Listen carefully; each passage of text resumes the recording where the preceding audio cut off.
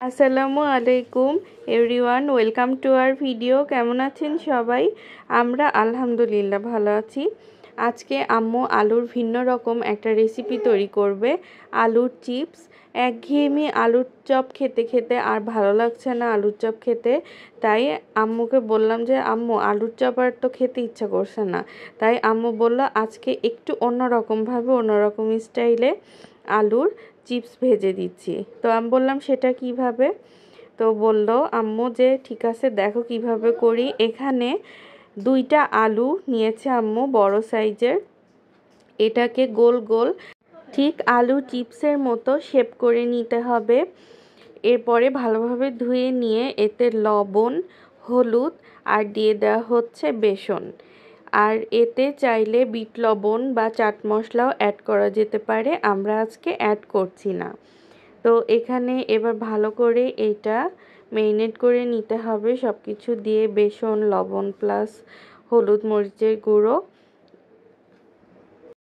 এই সব কিছুই শুকনা উপকরণ, এই জন্য সামান্য পানি দিয়ে একটু আঠালো যেন হয় আলুর গায়ে মশলাগুলো প্লাস বেসনটা মেখে মেখে থাকে, সেজন্য অল্প সামান্য পানি দিতে হবে জাস্ট ম্যারিনেট করার জন্য।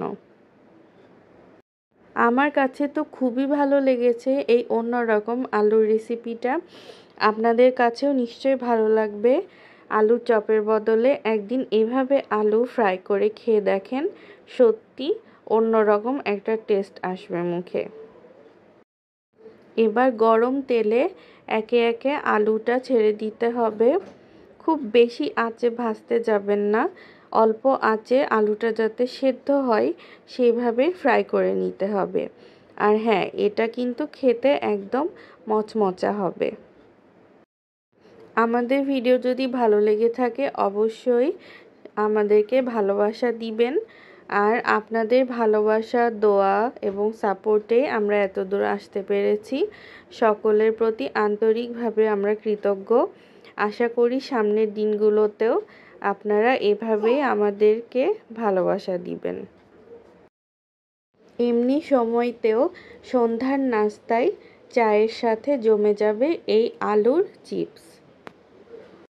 আলুর এই ভিন্ন রকম রেসিপি আপনাদের সাথে আজকে শেয়ার করলাম। আশা করি আপনারা যদি ট্রাই করেন সত্যি অনেক টেস্টি হয় এটা।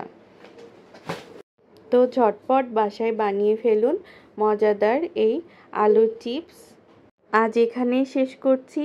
আপনাদের সাথে আবারও নতুন কোনো ভিডিওতে কথা হবে। ততদিন সবাই ভালো থাকবেন, সুস্থ থাকবেন, আমাদের জন্য দোয়া করবেন। আল্লাহ হাফেজ সবাইকে।